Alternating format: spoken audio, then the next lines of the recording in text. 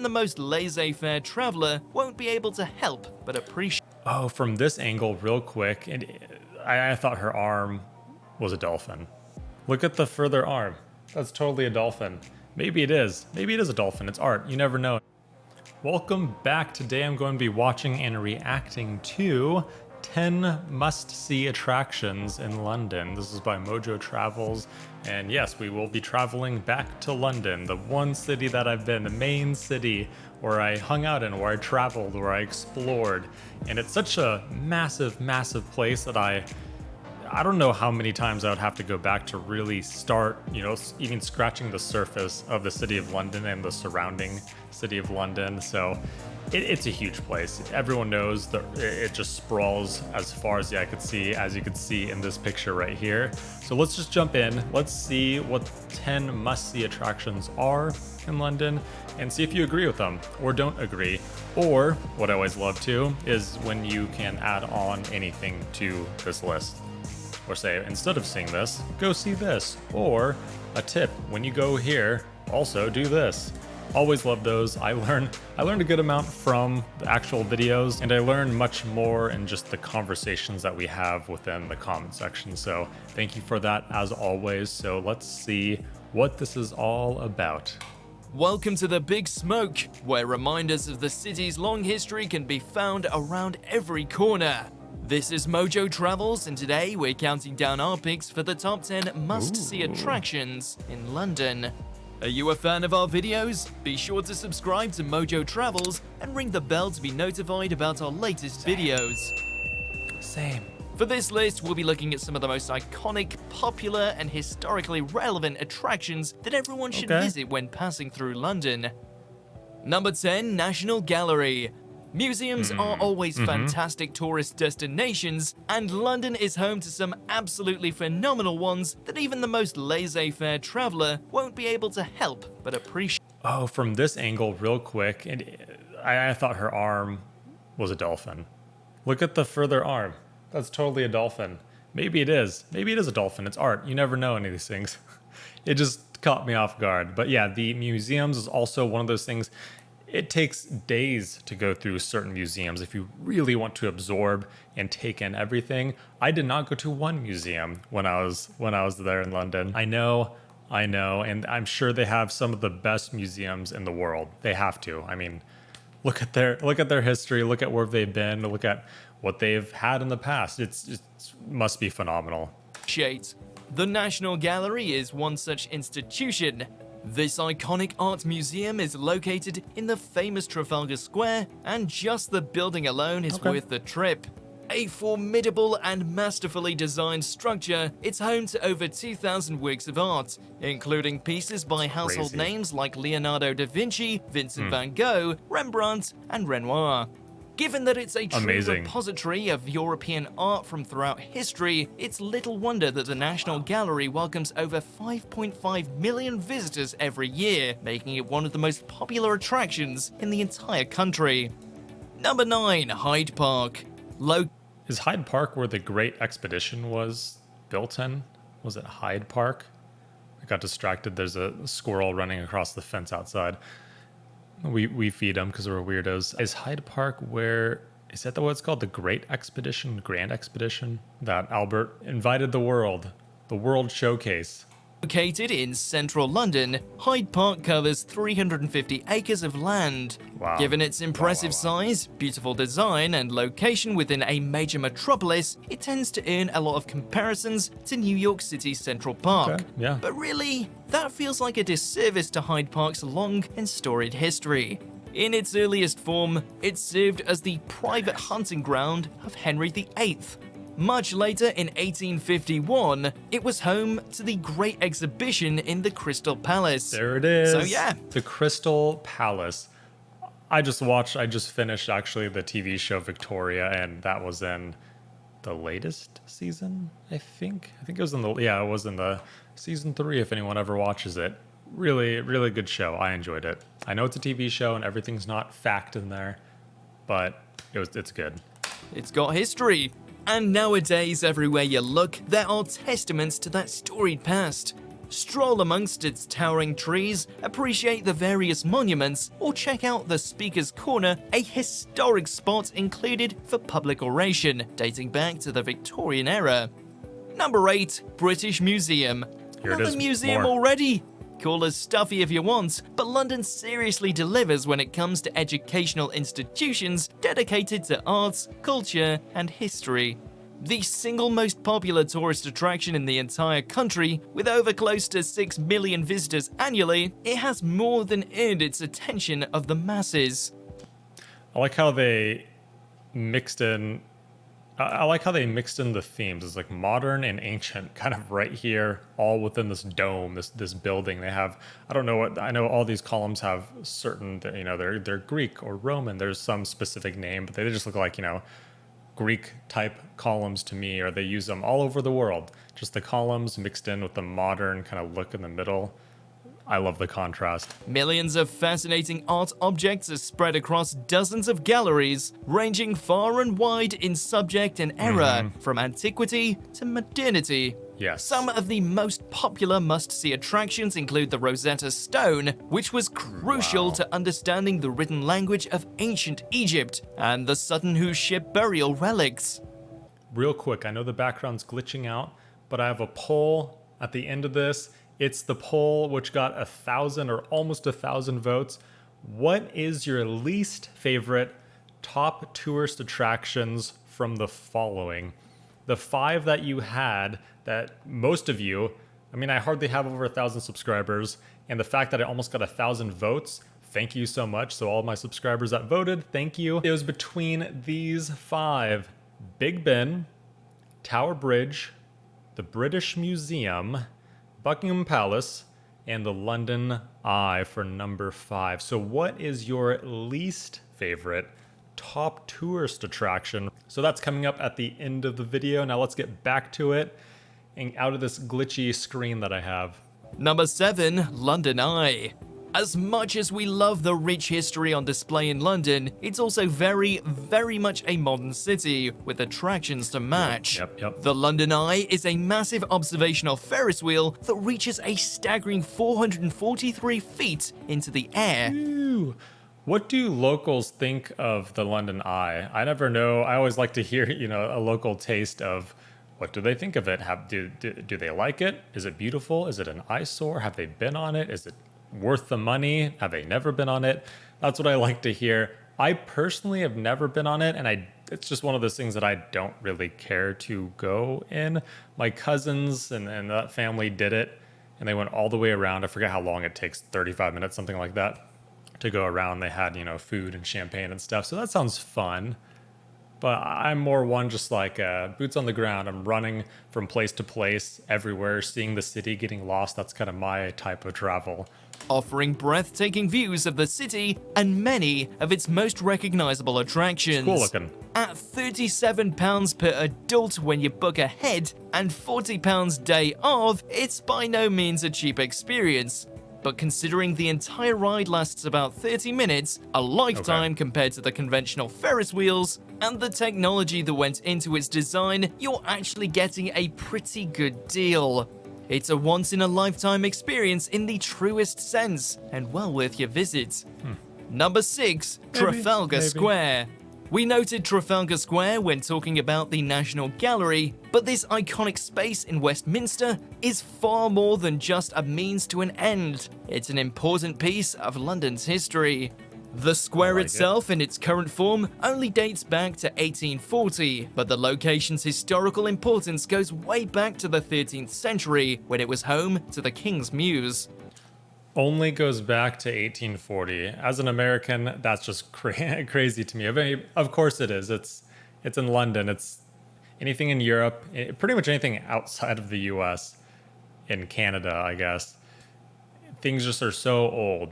I mentioned in one of the comments that I was replying to that we have a skewed version of what's old here. I go to the East Coast. People here go to the East Coast, and that's old. That's old to us. That's old school. Everything over here is new. You know, if something is 80 years old over here on the West Coast, that's a really old building. It's been here for a long time.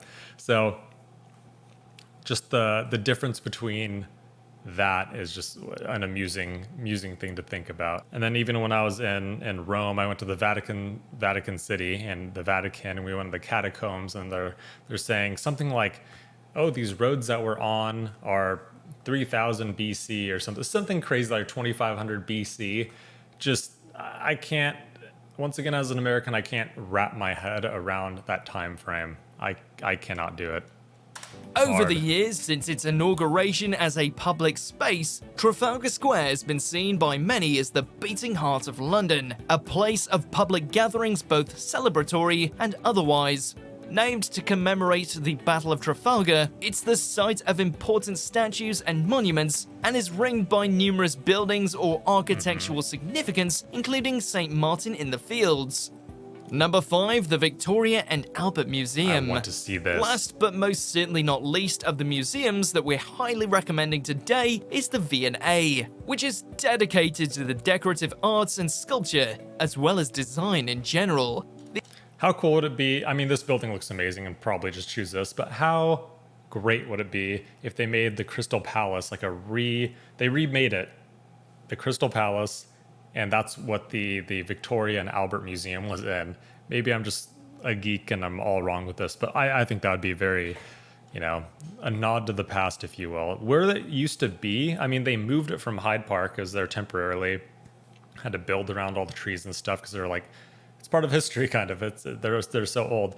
Moved the Crystal Palace from Hyde Park over to, I forget the place, what it's called, and rebuilt it more permanently, which burnt down in 1925, something like that. I'm probably not right with the date, but I just know my grandfather was alive at the time, and I was thinking how crazy it would be.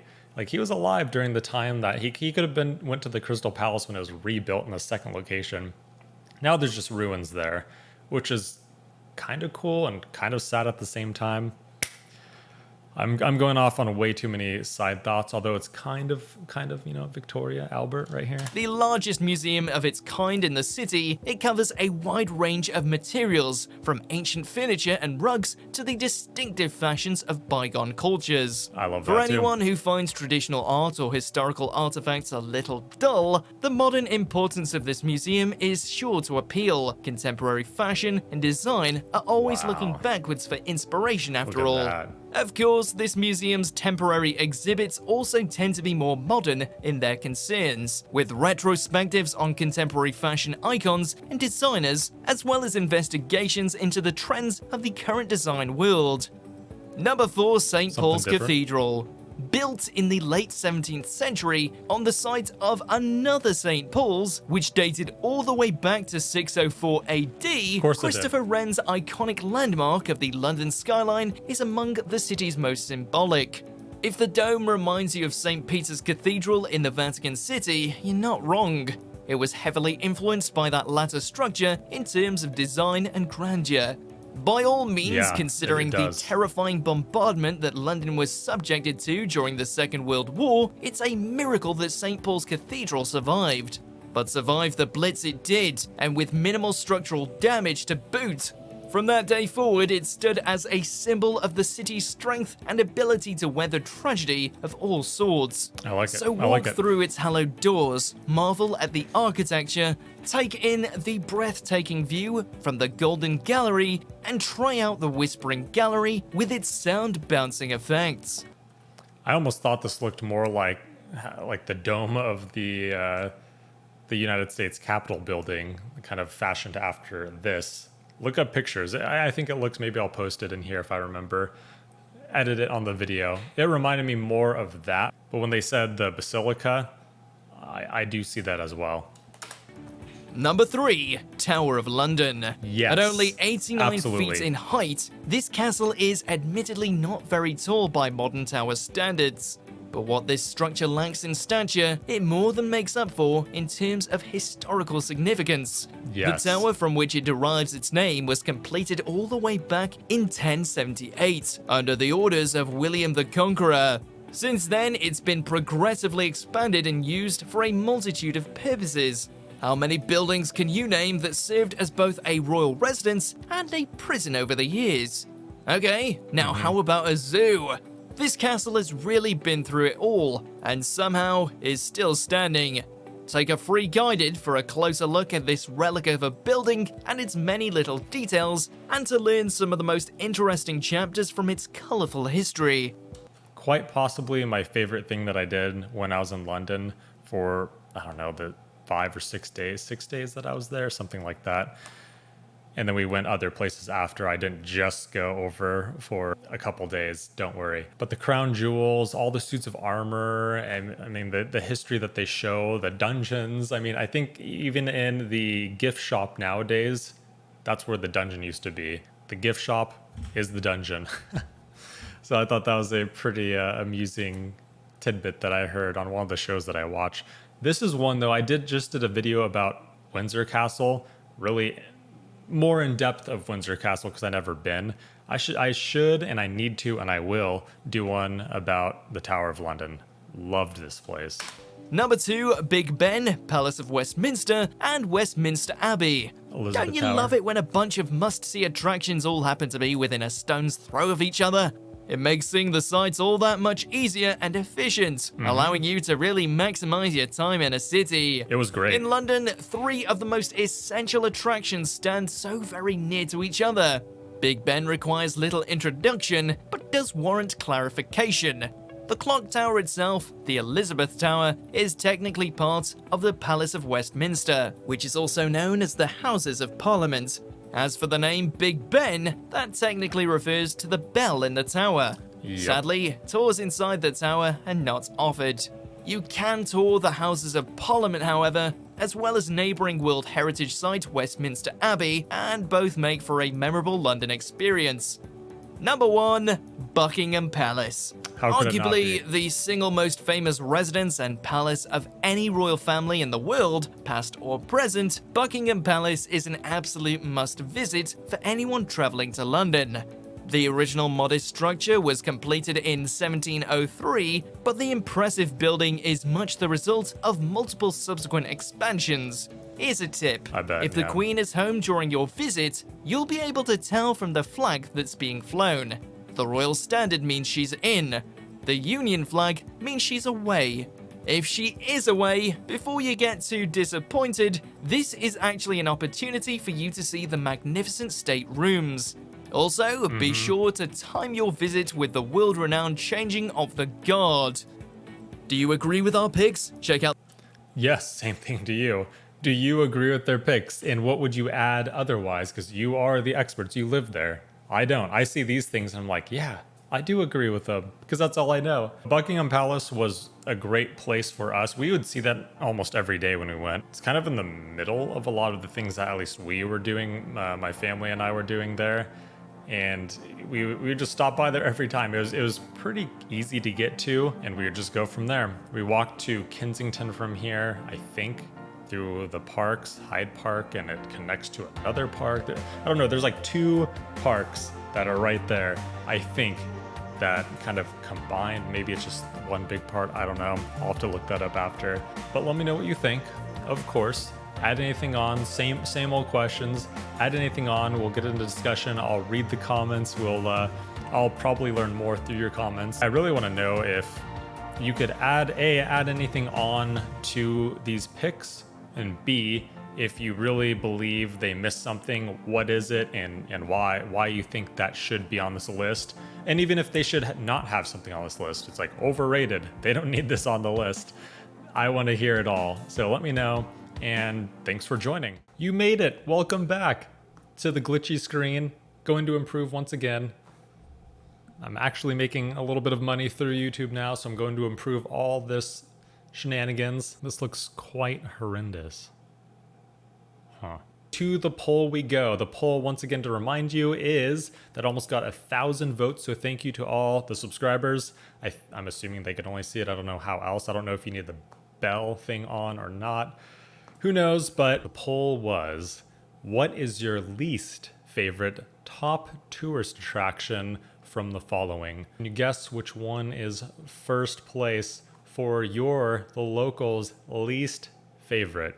We'll get this one out of the way because the next 4 I'm kind of surprised about. So first is London Eye. You probably guessed it. It's really glitchy when I do this, but we'll roll with it until I have a green screen and better equipment from some monies I make from YouTube. London Eye is the first with 54% of the votes. Over half the votes of almost 1,000 votes went to London Eye.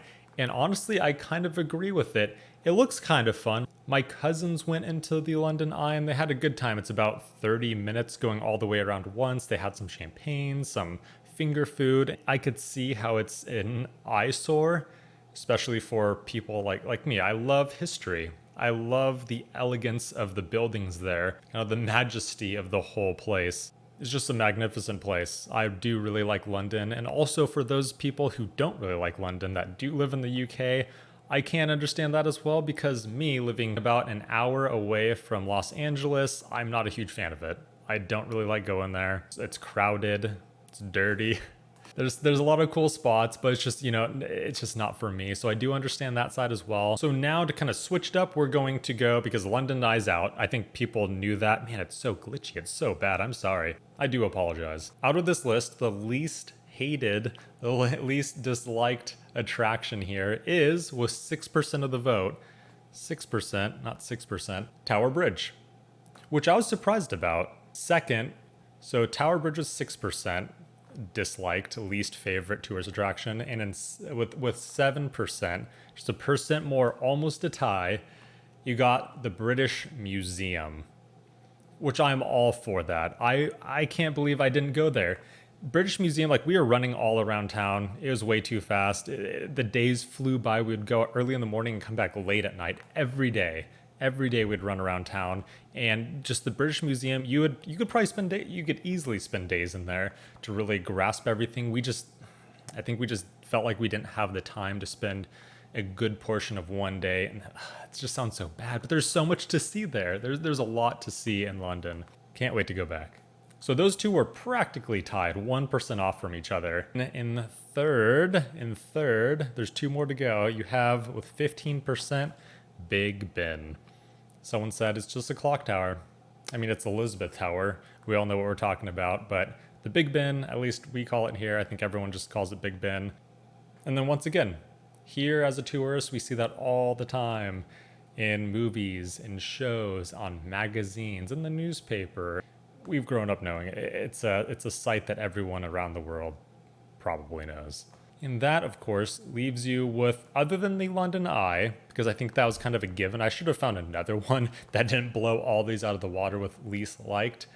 So the other least liked one, number kind of 1, but kind of 2, is Buckingham Palace. With 18% of the votes, got least favorite top tourist attraction, which I'm surprised about. Probably because I'm a tourist and I look so highly to that palace. I mean, it's where the Queen stays on the weekdays when she's doing official government business, if I got that correct, before she goes to Windsor Castle. See, I'm learning. Your comments are really helping, so thank you. But that definitely surprised me. I would assume that would have been more liked. It's confusing how I did it. More liked than the Tower Bridge and Big Ben. But the Tower Bridge, it was so cool. We had the option to go up.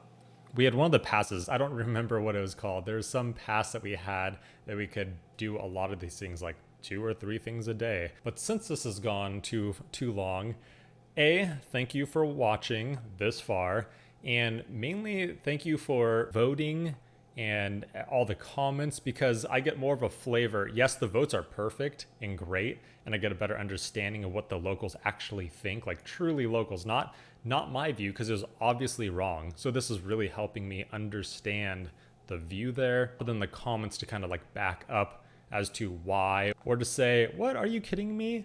Fill in the blank is like in first place or in last place. Those really help me, because then like more comments build on that, and it's just a good time. I'll try to have these polls be more interesting, just kind of more fun, not the typical general polls, because those are, I mean, you see those everywhere and they get pretty boring, honestly. So sometimes I'll have them, but I want to kind of switch things up to get a better flavor of what locals actually think, and people in the UK, people in Europe, etc. So thank you for voting. Thanks for watching, thanks for joining, and until next video, this was fun. Let's do more. Have a good rest of your day. Keep on traveling and exploring. Love it.